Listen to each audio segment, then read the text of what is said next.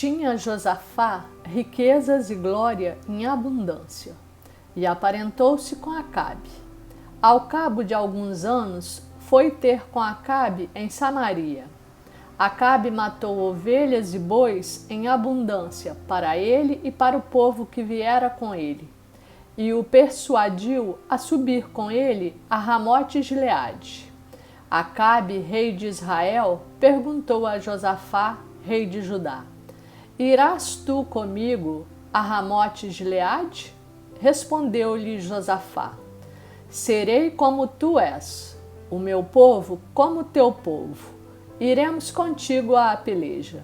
Segundo livro de Crônicas 18, versos 1 a 3.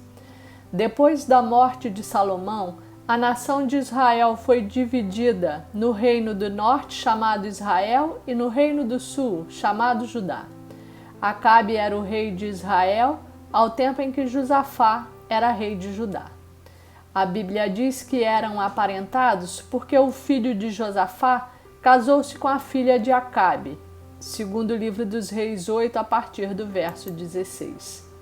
E essa passagem bíblica narra a imediata concordância de Josafá, homem justo e bom, em se unir a Acabe, que era ímpio e mau, para descer com este em guerra contra Ramote-Gileade. Logo depois, Josafá percebe sua precipitação, dizendo a Acabe que era melhor consultar a palavra do Senhor.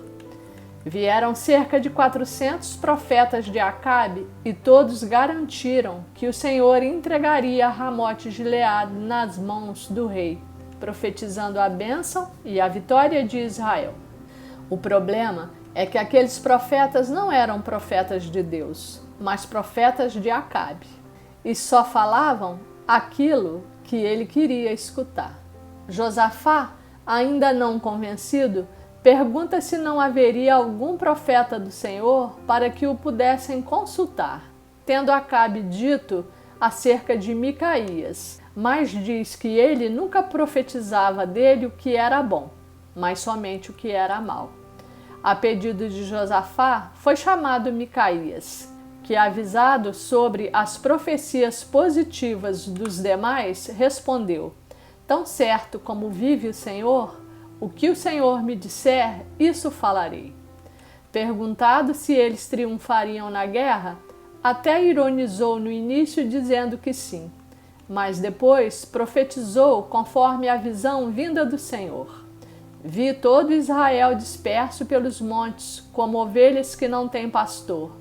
E disse o Senhor: Estes não têm dono, torne cada um em paz para a sua casa. Acabe se irritou, reafirmando que Micaías só falava contra ele, o qual complementou dizendo sobre o espírito mentiroso que falara na boca de todos os profetas de Acabe. Resta claro que Micaías tinha compromisso com Deus e não com homens, sendo ele um homem íntegro. A continuidade da leitura diz que Acabe mandou prender a Micaías com escassez de pão e de água até que ele voltasse em paz, tendo Micaías retrucado que se Acabe voltasse em paz, Deus não teria verdadeiramente falado por meio da sua pessoa. Acabe manda Josafá ir com as vestes reais para que virasse alvo, mas ele foi disfarçado.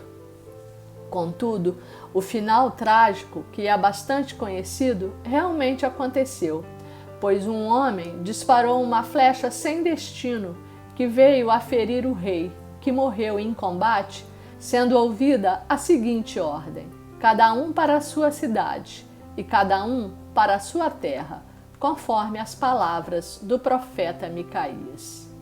E o Senhor nos entrega essa palavra no dia de hoje. Quantas vezes nós não agimos assim também? Falamos sem pensar e decidimos por impulso ou mesmo por raiva, sem prever as consequências.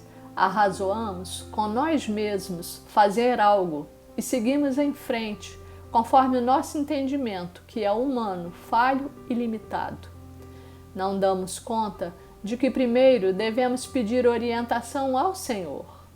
ouvir o seu conselho, seja pela boca de um homem ou de uma mulher de Deus, ou pela leitura ou pregação da palavra, e obedecer à direção que ele nos entrega.